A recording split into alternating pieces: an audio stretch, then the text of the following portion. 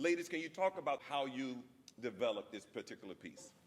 The way that this all began, it was during the George Floyd climate that was still very fresh in the air, and I was doing a show at a theater, and Kerry had come to see the show, and we had a previous, relationship. I was her teacher at one point, so we had a mutual respect for one another.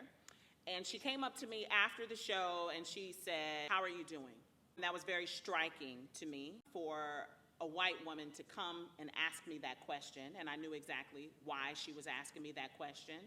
And she went on to say, "I've been thinking about you, and I've been thinking about your son, and I've been thinking about the things that you are telling your son versus the things that I'm telling my son, because we have children around the same age."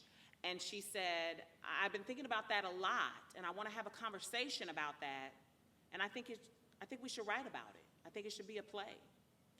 And I was moved by that, and I immediately went home. I just started writing next to my husband.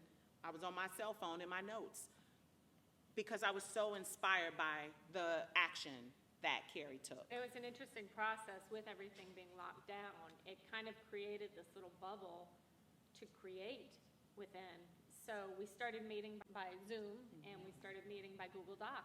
We started out initially saying, "Look, I'm going to screw up. I'm going to say something wrong. I'm going to offend you, and I'm sorry. And let's just understand that we're trying to be honest with each other and have this conversation, that we'll make mistakes, but that everything is intended with love." So we started asking one another questions. What was your first awareness of race? Because I can definitely pinpoint mine. And, what do you think about this? And then we talked about interracial dating. All these things that maybe we might have skirted around a little bit in person, because we had these ground rules set up, and because we had time to sit back and stare at the Google Doc and say, "Well, I don't know, let me think about that. Let me really ponder that." It created this very safe space where we could be honest, and we could suss out some of what our beliefs were, what our confusions were, and that became the skeleton for the play. Yep.